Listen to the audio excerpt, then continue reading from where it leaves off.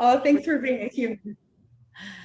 I'm so excited today on the podcast, Simply Happy Conversations, to have Jenn Hilditch, the co-director and support of Nest Autism Disability Services. So welcome, Jenn. It's so lovely to have you.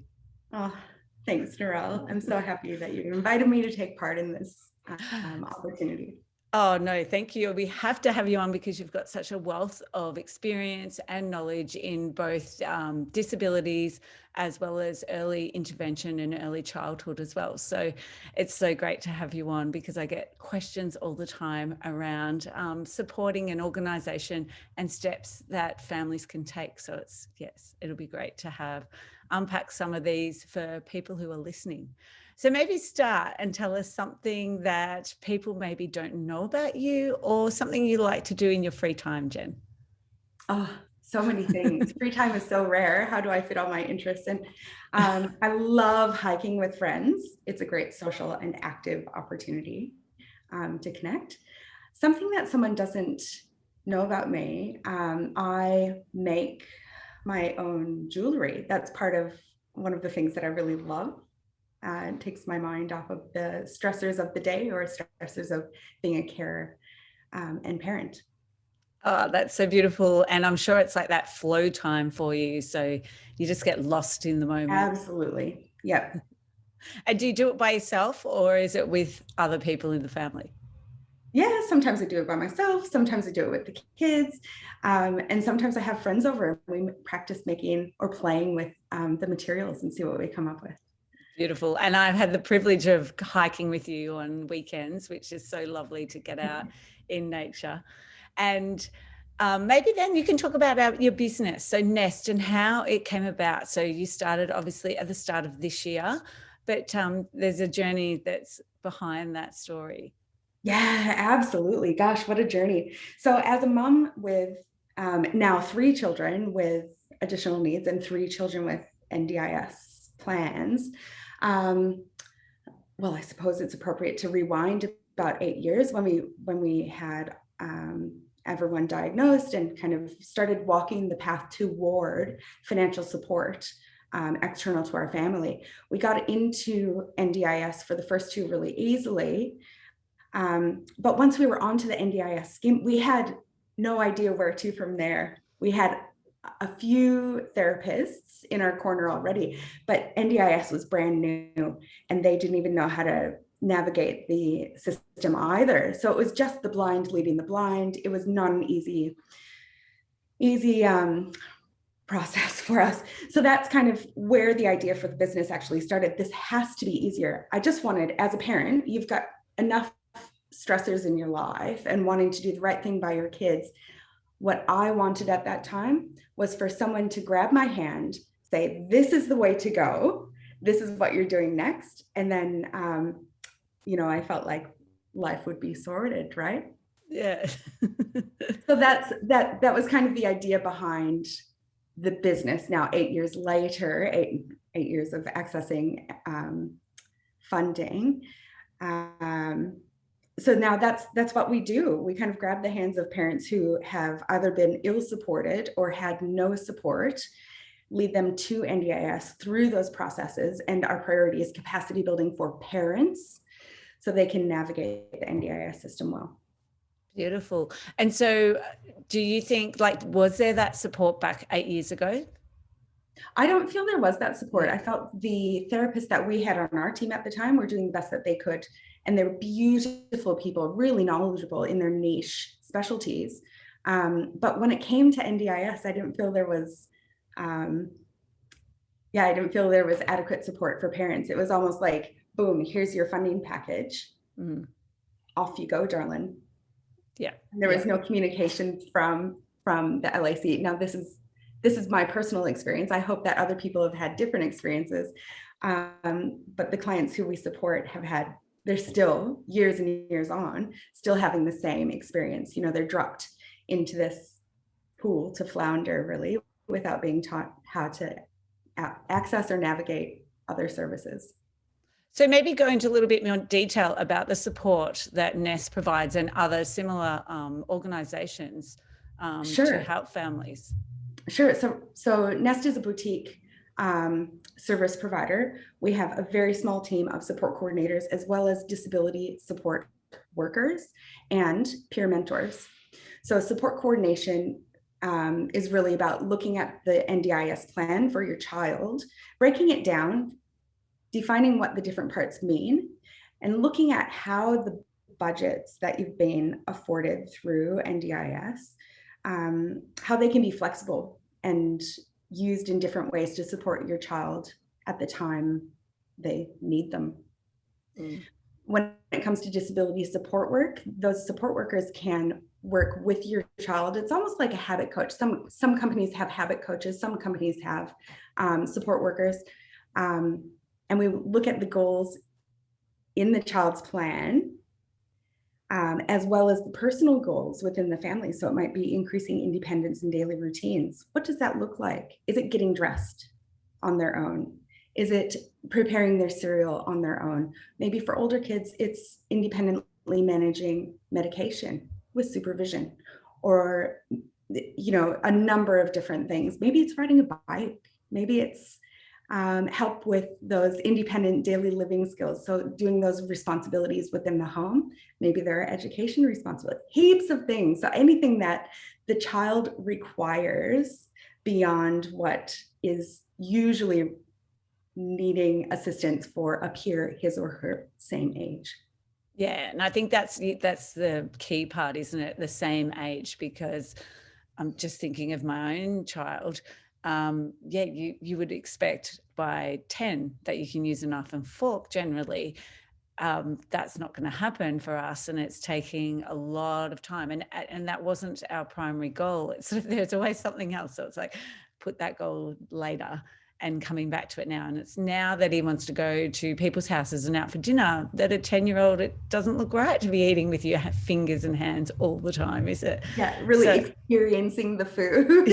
Yeah. So yeah, I think that's one of the key things, isn't it? I find when I'm talking to people in regards to goals and NDIS goals is around, it's that age appropriate, what we'd expect for that particular age, whereas it's going to be a lot, maybe a lot older for a child with additional needs, isn't it? Absolutely. Absolutely. So I think it's important to highlight that there is a difference between support workers who are really well practiced at working toward goals, working with your therapy team to look at what those goals are and how you can work together to support the child to meet those goals, and a peer mentor, which is much more a casual sort of relationship. You know, you might be accessing community, practicing, so you're still practicing those social skills that often come more difficultly to our children with additional needs, but we're accessing community. Maybe we're going out for a cup of hot chocolate and we're learning to negotiate the purchase with the shopkeeper or something like this. But on the walk to the shop, you're also having a chat with someone who doesn't, you know, they don't have you know, that therapy really part of things in their mind. It's just to be there, build confidence, and really provide that mentoring friendship. Because I'm sure there's some of your clients, there'd be a few that really struggle, that's one of their goals, is around the social emotional learning, isn't it? Definitely. And the more practice we can have, the more efficient and apt we are at communicating. Yeah, definitely. So have you got some top tips that you'd like to share around organisation? It could be around an NDIS plan, but it could also be family that has children with some sort of chronic illness as well, because there's so many appointments that you have, and and just the paperwork, which I work a lot with clients on how to organize the paperwork, but also from your aspect, I'd love to hear your tips. Which any family could really use. I don't know. So there's so many facets that we could that we could incorporate here. I think for me, as a person who manages multiple plans within our family, I really like having one folder per child per plan. So as an example, I might have a folder like this. Now this one I've blocked out, but I would have the name, the NDIS plan number, and the plan dates below that. On the inside of that folder, I'll actually have a bunch of little A4 page protectors. And in each of those, I might have one for reports. I might have one for the plan. I might have one for receipts if you're self-managing or have, want to keep track of things that way. I think that's the easiest way for me. It keeps things nice and tidy. So that's one part of it. And that I was going to just add to that. So one of the things that I teach clients is to also have it in like a magazine style folder. So it's upright, because if we stack them on top, we're encouraging people to create piles, and we don't want to make piles. So you know, there's magazine style folders that you can get, and then just so then they're upright instead of lying down flat. Yeah, perfect.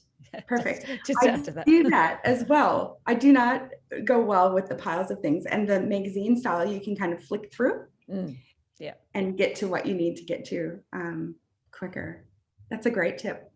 So when it comes to organizing your week, having multiple kids in the family with appointments, and perhaps you've got appointments for yourself, for your partner, maybe you have special interests that you're exploring for yourself as well. How does it all fit into a week without then getting to the weekend, falling in a heap and just feeling like, that sense of overwhelm, crashing, I call it. We don't want to crash at the end of the week.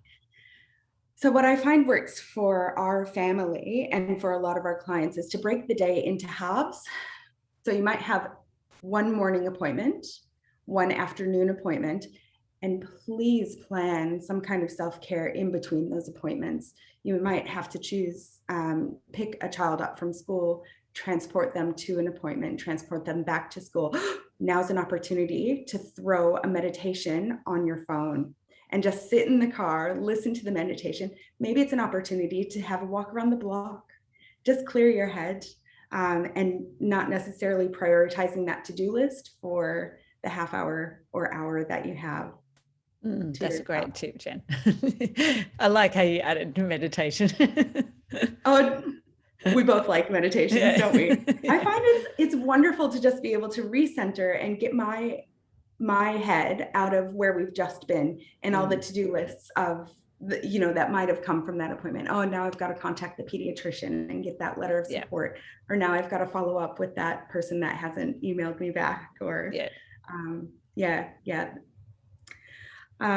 plenty to do. So from going on to that self-care routine, I think it's really easy to focus on what our children need and put ourselves in the back seat. My co-director at Nest is a huge supporter of that self-care side of things. And her favorite saying at the moment is, you can't pour from an empty cup. So fill your cup first, and then you have more to give to others, whether that's the kids or even to friends.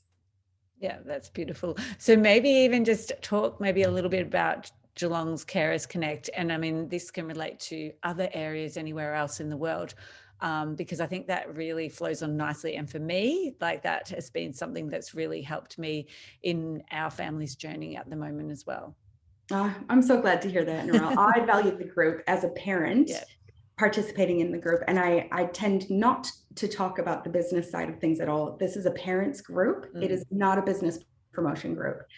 One of the things I really love about our group is that we're very positively focused.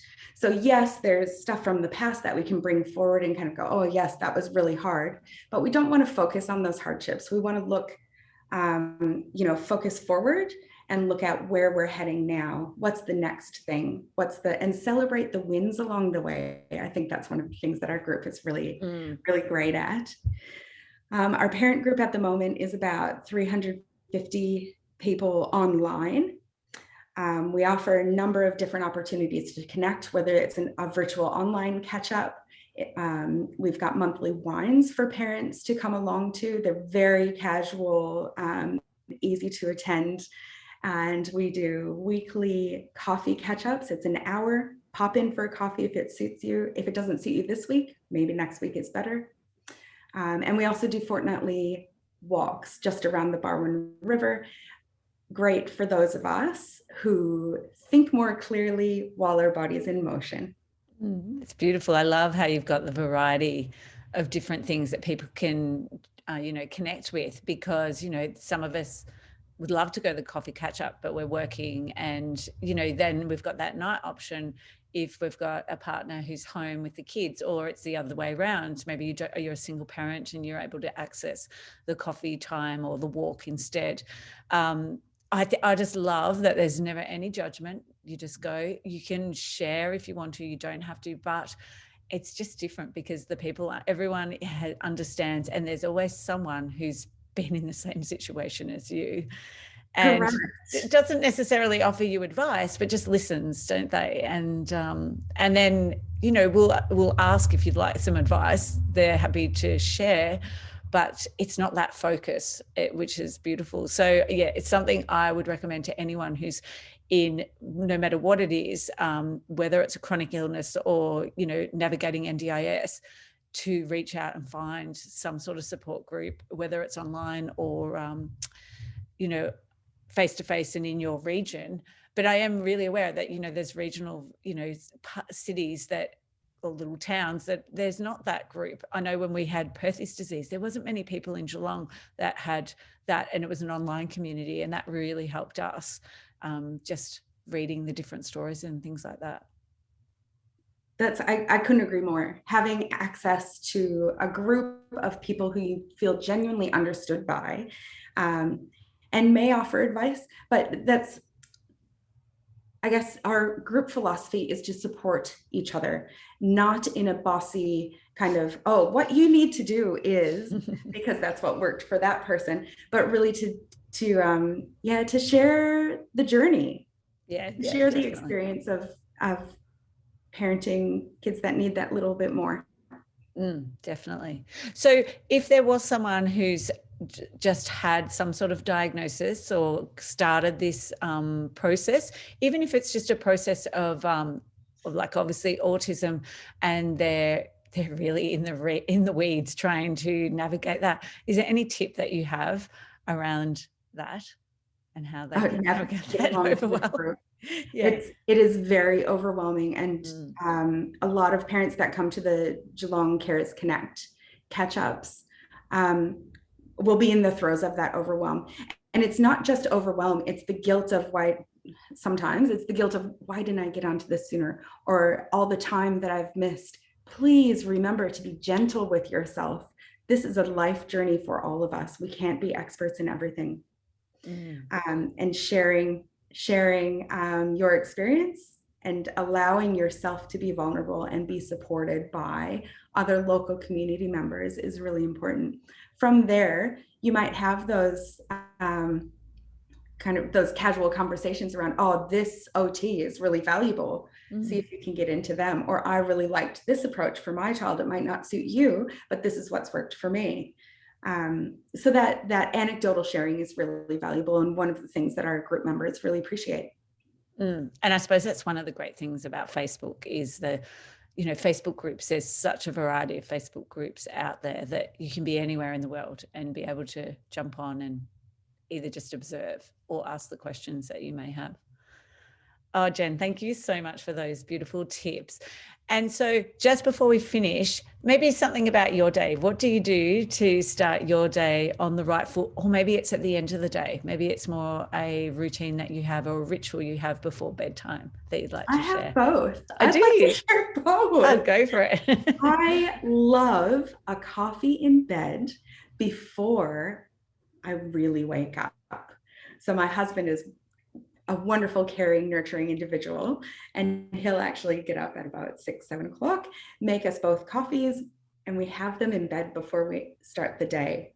We might have a bit of a chat during that time. It's just beautiful, warm and cozy, happy days. And then we get up, start the day, and do our getting ready routines. in the end of the day, I love to, sorry to go back to the meditation thing, but I do really value whether it's on the sofa and watching the Headspace program. Have you seen this on Yes, I Netflix? have. I have. Yeah. Wonderful. Or the Calm app on my phone and just pop my headphones on, listen to the Calm app. And it empties my mind from all the tasks and duties of the day. And I find that I'm really able to fall asleep quickly and have a restful time. So those are two of the things that I do regularly that help me nurture and care for myself.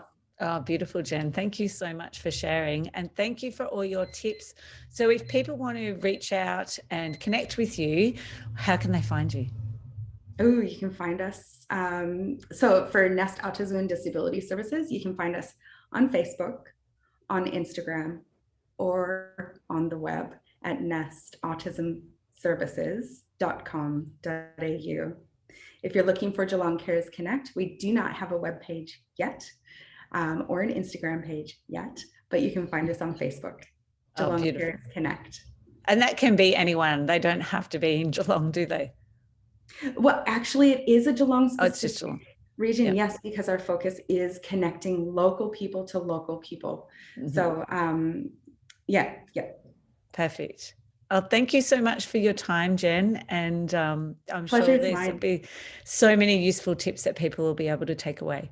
Oh, I hope so. And feel free to be in touch. We'd love to hear from you. Thanks, Jenn. Thank you, Narelle.